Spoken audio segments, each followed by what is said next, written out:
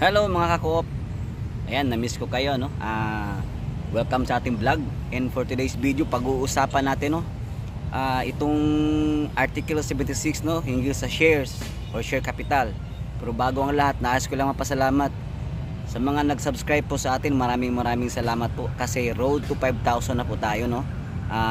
Maraming salamat. At sa mga nagko-comment, nababasa ko po yung mga comment nyo dyan. At sa mga hindi pa po nakapag-subscribe, pakihit na lang po yung notification bell, no? Para updated kayo sa ating mga videos. So ayun mga ka-co-op, sa vlog na ito is pag-uusapan natin ng Article 76 tungkol sa shares or share capital, no? Bakit nga ba sinasabi nila na ang share capital ay isang parang kang nag-iipo, no? Parang nag-iimpok ka lang, tapos magkakaroon yan siya ng return of investment. So ayan ang pag-uusapan natin. So sa Article 76, no, pinag-uusapan dyan tungkol sa shares, share capital, interest of share capital, no? Bakit nga ba nagkakaroon tayo ng share capital? Kung member ka ng isang cooperative, no, obligado po tayo magbigay ng or mag-contribute tayo ng share capital natin, no? Para meron tayong share contribution. No, bawat membro po yan, kaya po tinatawag na kung sino yung may-ari ng kooperatiba, walang iba po kundi yung mga member, no? Kasi tayo mga member naman po ang nagbibigay ng pondo dyan, no? So lahat ng gusto mong pa-member sa cooperative, mayroon yang share capital, mayroon yang share contribution bawat member. So ngayon sa Article 76 sinasabi yung share capital is return of investment, no? Pero hindi siya cumulative. So ibig sabihin yung share capital natin ay nagkakaroon niya ng interest, no? So every year yan siya.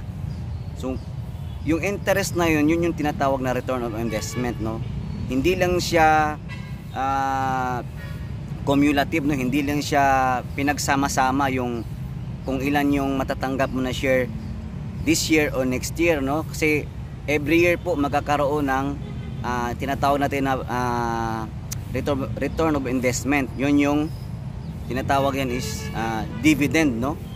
Yung share capital natin ay magkakaroon po yan ng dividend or sabi sa Tagalog, dividendo, no? Lahat ng members, member in good standing, member in bad standing, basta meron kang share capital sa isang kooperatiba, meron yang dividend or return of investment through share capital. Yan yung sinasabi dyan sa Article 76, no?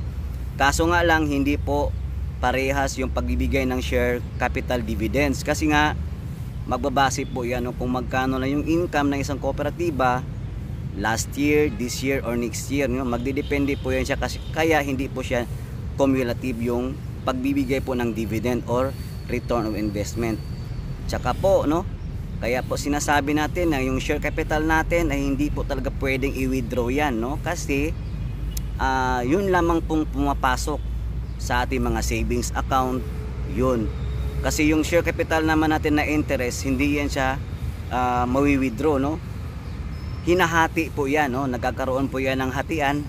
Sometimes meron yang 60% sa share capital na pupunta, no, doon sa account mo, ang 40% doon sa savings. So yung 40% na napupunta sa savings, yun lang po yung mawi-withdraw, no? Uulitin ko po, no? Pag nakatanggap po tayo ng dividend through interest sa ating share capital, yan hinahati po yan, no? Ang 60% is inilalagay doon sa iyong share capital na account. Yung 40% nilalagay doon sa iyong savings account. So lahat po na pupunta sa savings account is withdrawable po yun, no? Kung makikita na po sa ating mga previous videos, sinasabi ko dyan, pinaulit-ulit ko lagi na yung share capital natin is hindi po siya talaga pwedeng i-withdraw, no? Unless na lang kung may savings ka, yung savings po ang pwede nating i-withdraw anytime kasi yung savings naman is withdrawable yan, no? Lahat ng pumapasok na amount dyan is talagang pwede mo siya i-withdraw. Lahat naman ng pumapasok sa share capital is remaining lang yan, no? Balance outstanding. So habang member ka kasi ng co-op, inuulit-ulit ko, hindi po talaga wini-withdraw yung share capital or wala rin tinatawag na partial withdrawal of share capital. Kasi nga, no, idudugtong ko lang kasi dito sa Article 76 ang share capital po ang puso o pinaka main po sa atin, no, kooperatiba. Kung once member ka, yan po yung nagdadala natin sa isang co-op. Kung wala kang share, hindi ka member, no? Hindi ka member ng isang kooperatiba, wala kang share contribution, hindi ka co-ownership ng isang cooperative. So yun po yung sinasabi natin yan sa Article 76 na yan. At isa po mga ka-co-op, itong share capital or dividend nating share capital po ay hindi po pareha bawat member ha. Baka po kasi isipan ng iba dyan na same lang po yung matatanggap ng bawat membro sa dividend natin dyan sa shares. Hindi po, no, nagdidepende yan kung gaano kalaki yung share capital niya sa isang co-op.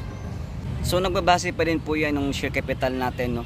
Kung gaano ka nakatagal sa isang kooperatiba, kung gaano ka kadalas mag-deposit sa iyong share capital, kung gaano ka active mag-loan, tapos nababayaran mo, na-fully paid mo, then renew na naman sa iyong loan. Kasi take note po, no, pag once member po na mahilig mag-loan, tsaka marunong magbayad, every time po mag-loan siya is mayroon tayong tinatawag dyan na share capital retention, no? Or share retention sa yung share capital para madagdagan yung share capital natin contribution. So isa po yun na requirement pag once mag-loan tayo, mayroon yung share capital retention na ilalagay doon or i-deposit sa yung share capital, no? So yun lang po, no? Kaya hindi po natin masabi kung magkano talaga yung matatanggap ng bawat member, no? Kasi paiba-iba po yan, no? Hindi po magkapareha. Basta mas lamang po yung mas malaki yung share capital. And then yung interest naman po sa share capital is magdidepende kung magkano yung income na isang kooperatiba within a year, no? O whole year. So, kung magkano yung na-income niya, kung mas malaki, marami yung nagdi-deposit, marami income sa loans, malaki yung income sa loan, sa interest, yun. Isa yun na minsan lumalaki yung interest ng yung share capital, no? Na yung matatanggap sa yung dividend. So yun lamang mga co-op. And then pasensya na po at medyo hindi na tayo madalas mag-vlog, pero susubukan ko po, no, mag-comment lang kayo dyan at i-content po natin, no, kung ano yung mga tanong nyo dyan. Maraming salamat and God bless us all. Ang totoong real talk sa lahat, yung return on investment natin is pag once ma-withdraw mo na po yung share capital mo, no? Kung gaano kalaki yung na deposit mo, yun po yung ma-withdraw mo, no, in the future. Yun po yung tinatawag natin na return of investment, yung withdrawable of share capital. Meaning once magpa-member ka or once mag-withdraw ka ng share capital, it means withdrawable po yan ng iyong membership. God bless.